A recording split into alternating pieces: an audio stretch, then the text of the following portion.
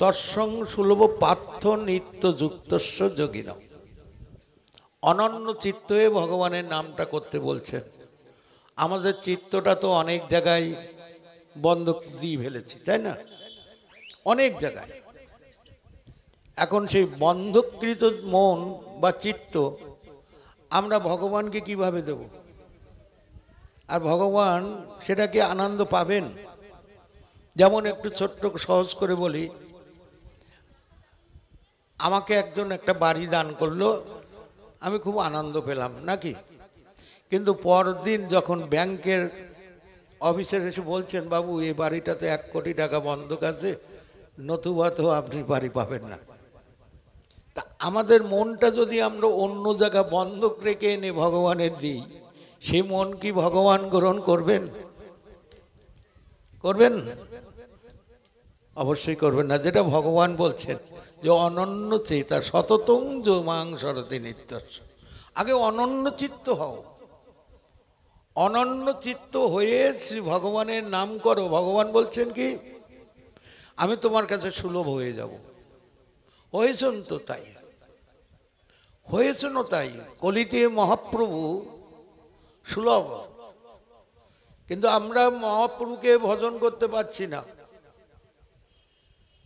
আমরা ভজন করতে পারছি না মানে ভগবানকে যেন, ভগবান গৌরহরিকে যেন আমরা এখনো নিজের করে নিতে পারিনি। এটাই আমাদের অপরাধ। যদি নিজের করে নিতে পারতাম তাহলে আমাদের মনটা আর অন্যদিকে যেত না। তো পুরীধামে রাজা প্রতাপাদিত্য উনি চলেছেন শ্রী মহাপ্রভুর একটু চরণ সেবা করবেন। রাজবেশ, রাজ মুকুট, যেই ঢুকতে যাবেন এমন সময় দেখেন সার্বভৌম পণ্ডিত। তার সার্বভৌম পণ্ডিতকে পেয়ে খুব আনন্দ পাচ্ছেন, রাজা খুব আনন্দ পাচ্ছেন। কিন্তু যেহেতু তারই তো পণ্ডিত, তার রাজসভার পণ্ডিত, তা বলছে যে ভালোই হলো তোমার সঙ্গে দেখা হলো, তো তুমি একটু মহাপ্রভুর কাছে জিজ্ঞাসা করো না আমি কি ওনার চরণ সেবাই একটু করতে পারি। রাজা প্রতাপাদিত্য কি ভগবান গৌরহরির চরণ সেবা করতে পারবেন? সার্বভৌম পণ্ডিত বলছেন সে কি, ঠিক আছে আপনি দাঁড়ান, আমি একটু প্রভুর কাছ থেকে ঘুরে আসি। প্রভু তখন অর্ধ চেতন। রাধা ভাবে ভাবিত এমন সময় যে অনেকক্ষণ দাঁড়িয়ে থেকে মহাপ্রভুর যখন একটু জ্ঞান ফিরেছেন, অমনি জিজ্ঞাসা করছেন, মহারাজা প্রতাপাদিত্য এসেছেন আপনার চরণ সেবা করতে। মহারাজা প্রতাপাদিত্য এসেছেন এই কথাটুকু শুনে মহাপ্রভু কানে আঙুল দিয়েছে, কানে আঙুল দিয়েছে, আর শুনবেন না। বলছেন দেখো সার্বভৌম, তুমি তো জানো আমি বিষয়ের মুখ দেখি না, আমি সন্ন্যাসী, আমি রাজদর্শন করি না, তা তুমি আমার কাছে এসেছো রাজার হয়ে? না না ফিরে যাও। ফিরে এলেন সার্বভৌম পণ্ডিত। আসার পরে রাজা জিজ্ঞাসা করছেন কি হলো? তাহলে হবে না, এই রাজবেশ রাজ মুকুট থাকতে তুমি কখনো গৌরহরির চরণ সেবার অধিকার পাবে না। ঠিক আছে। উনি প্রায় আসেন আর ফিরে যান, আসেন আর ফিরে যান। এবার এসেছেন একদম রাজবেশ পরিত্যাগ করে, রাজ পোশাক পরিত্যাগ করে, রাজ উপাধি পরিত্যাগ করে এসে বলছেন এবার কি আমি যেতে পারি? তা বলছেন হ্যাঁ যান। যাচ্ছেন, দেখে যে অগণিত পার্শ্বদ মহাপ্রভুর জন্য অনেক ফল মূল ইত্যাদি নিয়ে যাচ্ছে। কেউ ফুল নিয়ে যাচ্ছে, কেউ ফল নিয়ে যাচ্ছে, কেউ একটা মালা নিয়ে যাচ্ছেন, অনেকে অনেক কিছু নিয়ে যাচ্ছেন। রাজা চিন্তা করছেন আমি তো কিছু আনিনি, আমি কি নিয়ে যাব মহাপ্রভুর সামনে? ফিরে এসেছেন, এসে সার্বভৌম রাজাকে জিজ্ঞাসা করছেন, এই সার্বভৌম পণ্ডিতকে, যে পণ্ডিত আমি তো মহাপ্রভুর কাছে যাব, আমি তো কিছুই আনিনি, তা বলো তো মহাপ্রভুর সবচেয়ে প্রিয় সম্পদ কি? তা বলছেন হ্যাঁ, প্রিয় সম্পদ মহাপ্রভুর সবচেয়ে হরিনাম। আর এই হরিনামটা নিয়ে আপনি মহাপ্রভুর কাছে যান, দুহাত তুলে বাহু তুলে হরে কৃষ্ণ মহামন্ত্র উচ্চারণ করতে করতে তিনি মহাপ্রভুর চরণে দিয়ে বললেন, মহাপ্রভুর সবচেয়ে প্রিয় এই হরিনাম। আমাদের শাস্ত্রে বলছেন চারি যুগে চারি ধর্ম জীবেরও কারণ, কলিযুগের ধর্ম হয় হরিনাম সংকীর্তন।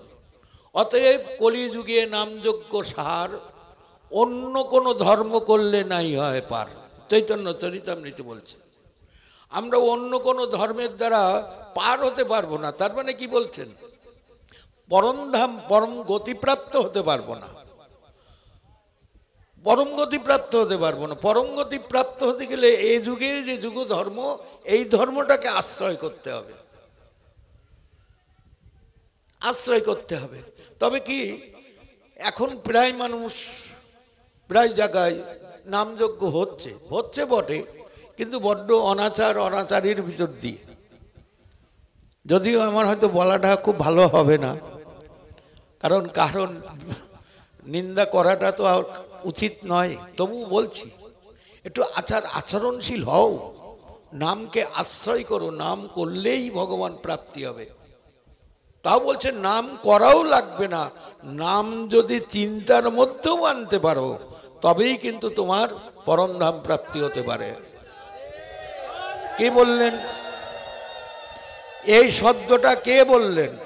ভাগবত বললেন, নাম চিন্তামণি কৃষ্ণ চৈতন্য রস বিগ্রহ নিত্য সিদ্ধ নিত্য মুক্ত অভিন্নাত নাম নামিনে। নাম এবং নামই অভিন্ন। তাহলে সেই নামকে কিভাবে আশ্রয় করতে হবে? মানে ভগবান আর ভগবানের নাম অভিন্ন তত্ত্ব। তাহলে সেই নামকে যদি আমরা আশ্রয় না করে ভজন করি, নাম আমাদের কি কি কি কৃপা করবেন? বলছেন নাম চিন্তার মধ্যে আসলেই হবে। নাম তো চিরশুদ্ধ, নিত্য শুদ্ধ। নাম কখনো অপবিত্র হয়? আমি অপবিত্র হতে পারে, আমার মুখটা অপবিত্র হতে পারে, কিন্তু নাম তো কখনো অপবিত্র হবে না। নাম সর্বক্ষণই মানে পবিত্র। তাই সেই নাম যদি আমরা চিন্তার মধ্যেও আনতে পারি, তাহলেই কিন্তু আমরা ভগবানের চরণ কমল লাভ করলেও করতে পারি। আবার বলছেন নাম আবাসেও জীবের মুক্তি হয়। এই যেরকম কেউ স্বর্গপ্রাপ্তি, কেউ বৈকুণ্ঠ প্রাপ্তি হয়েছিলেন অজামিল, নাম আভাস ছিল। ভগবানের নাম ধরে ডাকলেন না, নিজ পুত্রকে নারায়ণ বলে ডেকেছিলেন। আচ্ছা, নারায়ণ তো এখন আমাদের ঘরে ঘরে নারায়ণ আছে, আছে না? শিব আছে, নাম এরকম নামকরণ আছে তো, তা ডাকলে তাতে ক্রিয়া হচ্ছে না কেন? না, এই নারায়ণ নামটা কিন্তু লোমশ মুনি অজামিলের স্ত্রীকে বলে গিয়েছিলেন। লোমশ মুনি কিভাবে দিলেন না, লোমশ মুনি গায়ে জ্বালা চড়েছে, কিন্তু কোনো রকম ভাবেই এই জ্বালা নিবারণ করতে পারছেন না। এমন সময় দেবশ্রীপাদ নারদ ওই পথ দিয়ে আসতে যেয়ে দেখে যে ব্রাহ্মণ কুলোদ্ভূত অজামিল শূদ্রাণীকে বিয়ে করে পতিত হয়েছে এবং তাদের গর্ভে সন্তানদের নিয়ে তিনি দস্যুবৃত্তি করে জীবনযাত্রা নির্বাহ করছেন। খুব কষ্ট লাগছেন দেবশ্রীপাদের, কি করে কে উদ্ধার করা যায়। এমন সময় এসে দেখেন লোমশ মুনির ওই গা জ্বালা হচ্ছে। তা বলছেন হ্যাঁ, আমার মনে হয় কি জানো, তুমি বোধহয় কোনো বৈষ্ণব অপরাধী আছো, নতুবা তোমার গায়ের জ্বালা শুরু হবে কেন, গাত্র জ্বালা হবে কেন? তাহলে তা যদি আপনি বলতে পারেন, তবে কার কাছে অপরাধ করেছি সেটা বলুন। কারণ বৈষ্ণব অপরাধ যার কাছে হয়, তার কাছে ভিক্ষা না মাগলে তো অপরাধ খলন হবে না। আমরা দেখেছি দুর্বাসাকে ভগবান পাঠিয়ে দিয়েছিলেন আবার অমৃত রাজার কাছে, তাই না? যে যার কাছে অপরাধ করব তার কাছে যেতে হবে। এই যে চাপাল গোপাল, মহাপ্রভু কৃপা করলেও তো করতে পারতেন না, কৃপা করলেন না, যাও হরি শ্রীবাসের কাছে যাও। মানে যার কাছে আমি অপরাধী। আচ্ছা, কেমন ভাবে অপরাধ হয়? বৈষ্ণব নিন্দা। আমরা অহেতুকু কাজ নেই কথা নেই একজন বৈষ্ণবের নিন্দা নিয়ে শুরু করলাম, এটা খুব বড় অপরাধ। এমনি বলছেন কি জাগতিক জগতে যে পরনিন্দা মহাপাপ, জাগতিক নিয়মে পরনিন্দা করলে মহাপাপ পৌঁছায়। আর যদি কোনো সাধু বা বৈষ্ণবের নিন্দা করি তাহলে আমার অপরাধটা কতটা হবে? তা কোনো রকম ভাবে যখন আপনি যখন কৃপা করে বললেন যে আমি বৈষ্ণব অপরাধী, তাহলে তোমার আর সেখানে যেতে হবে না। তুমি এক কাজ করো, তুমি কোনো চণ্ডাল গৃহে কিছু গ্রহণ করো। মানে নারদের ইচ্ছা চেয়ে ওখানেই পাঠাবে। তাহলে এমন চণ্ডাল কে আছে? এমন চণ্ডাল কে আছে? চণ্ডাল তো চণ্ডালকুলে জন্মগ্রহণ করলে তো চণ্ডাল বলা হয় না। যদি কৃষ্ণ যিনি ত্যাগ করেছেন তিনি চণ্ডাল। তা বলছেন আমি তোমাকে বলি শোনো, ওই দেখছো গহন বন, ওই গহন বনে অজামিল নামে এক ব্রাহ্মণ কুমার, তিনি শূদ্রাণীকে বিয়ে করে পতিত হয়েছে এবং গর্ভস্থিত শিশুদের নিয়ে, সন্তানদের নিয়ে দস্যুবৃত্তি করে তিনি আরো কতটা নিচে নেমে গেছে। তো ওই জায়গা থেকে তুমি যদি কিছু গ্রহণ করতে পারো তাহলে হয়তো তোমার অপরাধ খলন হতে পারে।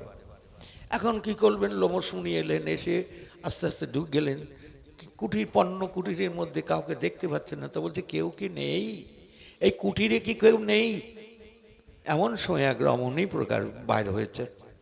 মুনিকে দেখেই বলছেন কত জনমের সার্থকতা হলো আজ, না জানি কত দিন, কত বৎসর, কত কাল এই গৃহে কোনো সাধুগুরু বৈষ্ণবের চরণধূলি পড়েনি। আচ্ছা, আপনি কৃপা করে এসেছেন, বলুন মুনিবর আমি আপনার জন্য কি করতে পারি? তো বলছে মা তুমি আর কি করবে, আমাকে কিছু দাও, আমি কিছু গ্রহণ করি। দুটো তন্ডুল দিলেন, একটা তুলসীর পাতা দিলেন। সেই তন্ডুল আর তুলসীর পাতাটা গ্রহণ করলেন, ফিরে আসছেন মুনিবর। চিন্তা করছেন তাই তো, নিয়ে তো গেলাম, তা কিছু নিলে তো কিছু দিতে হয়, কিছু নিলে তো কিছু দিতে হবে। ফিরে এসছেন, এসে বলছে মা ওই ছেলেটির নামকরণ করেছো? তাহলে আমাদের আর নামকরণ, এখন আমাদের মধ্যে কয়জন নামকরণ করেন? নামকরণ তো 10 সংস্কার একটা সংস্কার, তাই না? আমরা কয়জন করি? সনাতন ধর্মে কয়জন মানি? তা যা হোক, তা বলছে তালি মা আমার কথাটা রেখো, ওই ছেলেটির নাম রেখো নারায়ণ। এই যে মুনির নামটা বললেন, তাহলে সাধু মুখ উদ্গীর্ণ।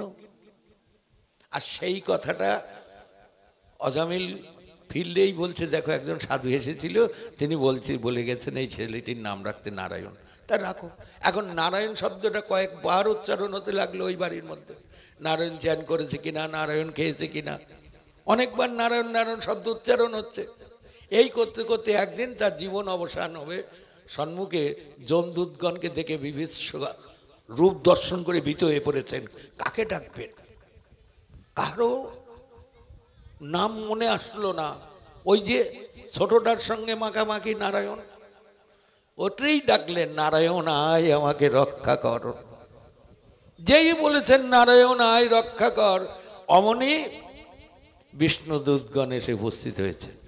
এসে থাকে যমদূত, বলছে তোমরা এখানে কেন? তারা বলছে তুমি এখানে কেন, তোমরা এখানে কেন?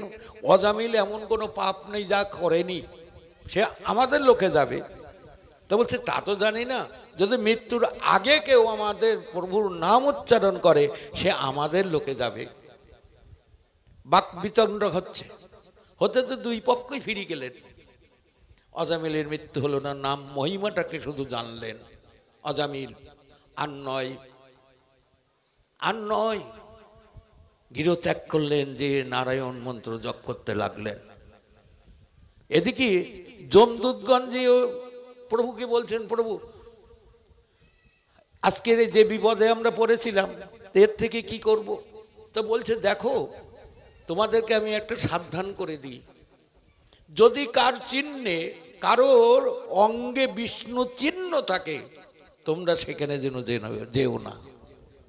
যদি বিষ্ণু চিহ্ন থাকে সেখানে তোমাদের অধিকার নয়, সেখানে আমার প্রভুর চর যাবে। বলছে তোমারও আবার প্রভু আছেন? তো বলতে আছে তো, যিনি অনাদিরাদি গোবিন্দ সর্ব কারণের কারণ, তিনি তো জগতের প্রভু। তাহলে কি হবে? এই মন্ত্র জপ করতে করতে করতে করতে মন যখন শুদ্ধ হয়ে গেছে, বৈকুণ্ঠ থেকে রথ এলো, সেই রথে উঠে অজামিল বৈকুণ্ঠ প্রাপ্তি হলেন।